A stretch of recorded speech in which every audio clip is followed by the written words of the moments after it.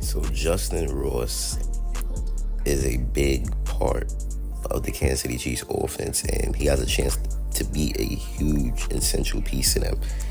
And the reason why I say that is because if you look at this wide receiver core, it's not really a guy like Justyn Ross. I mean, you look at Sky Moore, Nico Remigio, Kadarius Toney, Xavier Worthy, Hollywood Brown, Rasheed Rice. Something all them dudes have in common is that they're small. They're not big. They don't have the catch radius like Justyn Ross. I mean, Ross is a guy where you could throw it up to him and you could 100% trust him to bring that ball down. Justyn Ross is 6'4", big-bodied wide receiver who could also create separation at times. It's not like he just doesn't create separation at all. Justyn Ross will get you some good separation. He can get open pretty well. Justyn Ross is a above average wide receiver, and that's what the Kansas City Chiefs have to realize.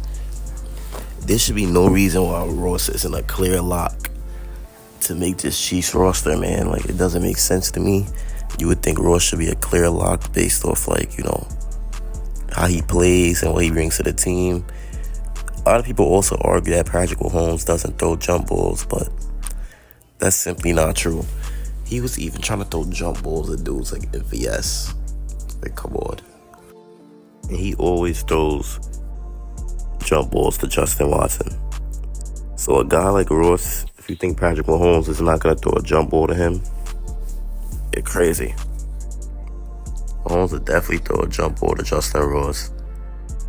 And yeah, Ross brings a different element to the Chiefs wide receiver core that the other wide receivers just simply don't bring.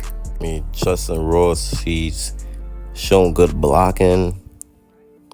I mean, all types of things. But since the Kansas City Chiefs have now completed training camp and, their first two preseason games, most of the roster is starting to take shape with only a handful of questions remaining. And one of those biggest unresolved position battles is for the final wide receiver spots. The Chiefs, they prepare for their final preseason game against the Chicago Bears tomorrow, I believe. Tomorrow. And there are still 4 wideouts competing for 2 to 3 roster spots, right? So at this point, Rasheed Rice, Xavier Worthy, Hollywood Brown, and Justin Watson are all locks to make the 53-man roster. I feel like we could cross Kadarius Toney's name off the list of roster contention because, between his injuries, his inconsistent play, and running with the third string at training camp, and, in the preseason game, we had 2 penalties on the same play. I think it's time to cut ties on him. Bro's cooked. Now, if the Chiefs keep 6 or 7 wide receivers, that leaves Sky Moore, Justyn Ross, McCole Hardman, and Nico Remigio competing for 2 or 3 spots. And you can make a compelling argument for and against all 4 of these wideouts. So let's see.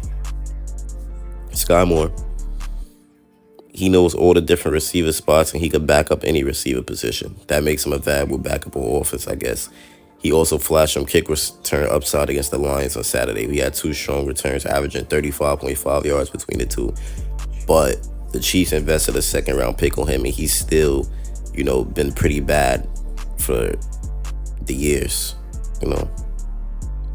And he is not producing as a wide receiver. And last season, when the Chiefs desperately needed wide receiver production, he offered basically nothing.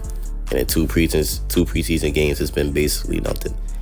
Now, Justyn Ross is my top pick for the 53-man roster. That's why this video is being made.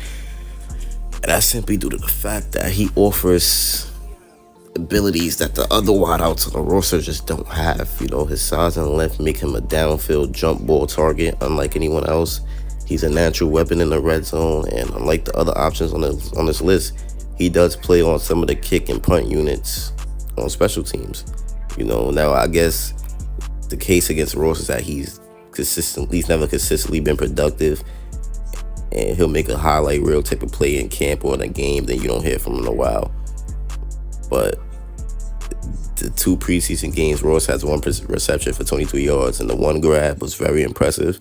But it's up to the Chiefs to feel like those flashes are worth taking up a Ross's spot. But I believe it's worth it.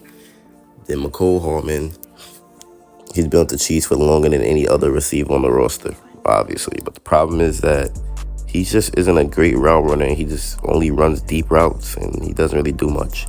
Then Nico Remigio, he does pretty well. He's been pretty, doing pretty good or whatever. But it's just that there's too many small guys like him.